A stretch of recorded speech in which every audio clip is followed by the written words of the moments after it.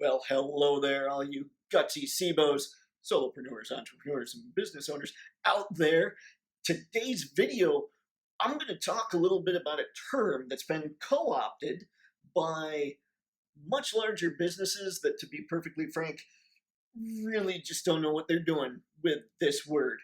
And they don't know what they're doing with the idea, and it makes it so people lose faith in them. So I don't want that happening to you. So for today's video, we're going to talk a little bit about authenticity. So let's get to it.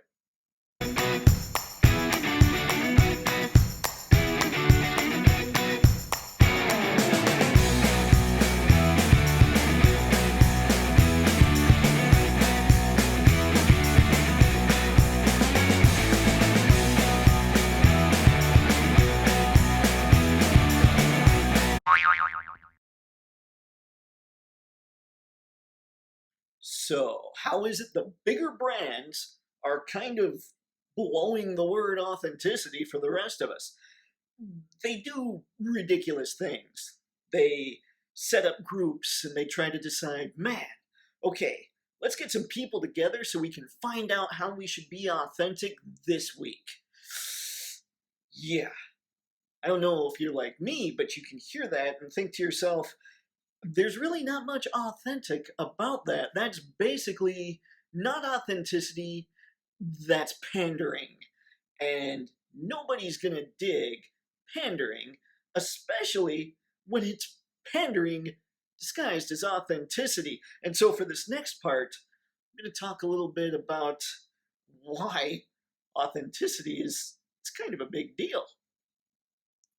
So it's happened to all of us, regrettably. It sometimes is okay, and sometimes it's very minor, sometimes it's major, and that's when your host. When's the last time you lied to somebody, and since then, they simply haven't been able to trust you? Whether it's a big lie, whether it's a little lie. I'm not talking about white lies around holidays or birthdays saying, no, I didn't get you anything. I'm not talking about that. I'm talking about some pretty big deal type stuff. What happens when you do that? You get busted.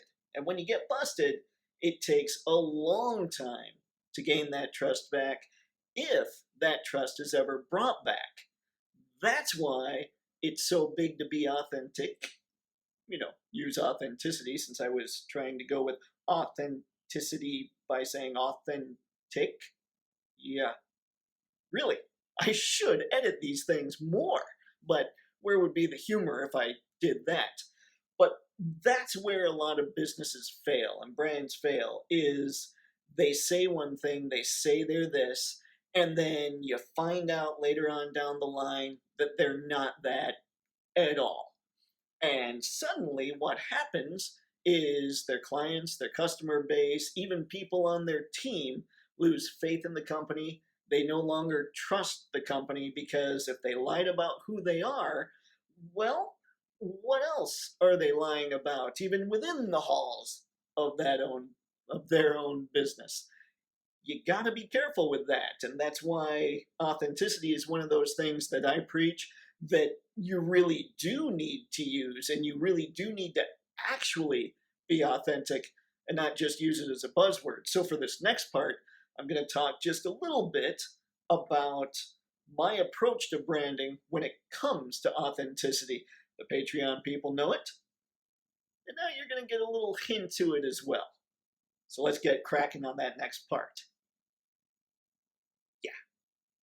When you build a brand the way that I teach people how to build a brand, authenticity is actually built into the brand.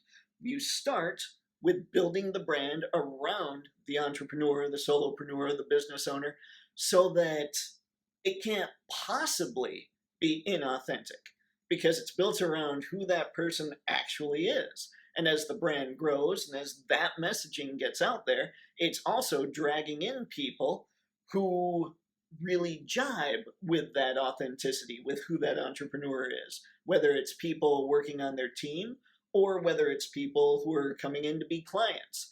And once they know that, whoa, this is real. This is real authenticity. This isn't some corporate doublespeak where they're using focus groups to figure out how they should be authentic this week.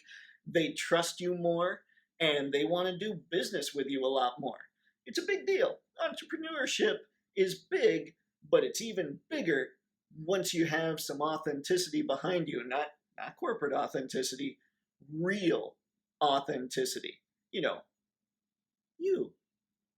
Now, sadly, there are exceptions to even the authenticity rule because, exceptions to every rule.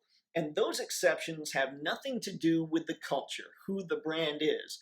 Those exceptions do, however, end up having to do with strategy. So, for instance, you've got somebody in your space, in your industry, who tries to reach the target market in all kinds of various ways. So, part of strategy is figuring out how they're not trying to approach the target market and then sliding in there and getting to them that way. One of the big problems that I see with entrepreneurs and with people in general is they really are nervous and frightened and scared and whatever other word I can find in the thesaurus for that feeling to get in front of the camera and to talk, to let people in on who they are, to fire off some of that authenticity so they understand what's going on with the brand, who the entrepreneur is, what they're trying to do to help people. They really are nervous about getting in front of the camera. So a big cheat here is because so many people in so many industries are afraid to do that. That's where you can slide in, but for a lot of people, that's inauthentic because they're just not comfortable with it. I try to do what I can to encourage you to get comfortable with it anyway, because I really do believe that in the future, we're all going to be wanting to work for ourselves, and things are going to have to be a little more, well, a lot more media-based. They're going to need to see our faces and see us talking, or we're not even really going to be an option. So there's your authenticity exception. And I think that pretty much covers it when it comes to authenticity. So before I fire off the end of the video here, let me know what you're doing to be authentic for your brand. Let me know if you have trouble with brand strategy, because you can find where you can get in there and approach your target market differently, but you're just not comfortable with it. Let me know if that exists. Let me know if none of that exists. Maybe you're totally comfortable. Maybe you're just trying to figure out what kind of study you need to do to get some of that strategy in. Let me know in the comments. You know how that works, right? I knew you did. So there you have it, folks. Today's video on authenticity, its importance, and why you don't want to screw it up. So, don't screw it up. If you're enjoying this video and all the content I've been putting up there, make sure that you like, comment, subscribe, hey, even dislike. I'm cool with that. Share, follow, do all the things. And just like I discussed just a slight bit earlier in the video, if you're looking for help on branding your own business, learning how to do it yourself, check out Mayniax Branding on patreon.com, where, hey, I do that part. And you even have access to me on the Mayniax Facebook and Discord pages, so I can answer questions that pertain to your brand specifically. It's a good deal, and it makes me feel good because I get to help out a whole lot more people making it this way.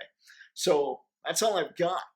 Hope everybody's having fun. Hope everybody's staying safe. I hope you're all staying healthy. And of course, if you're not doing this, I might have to kick you.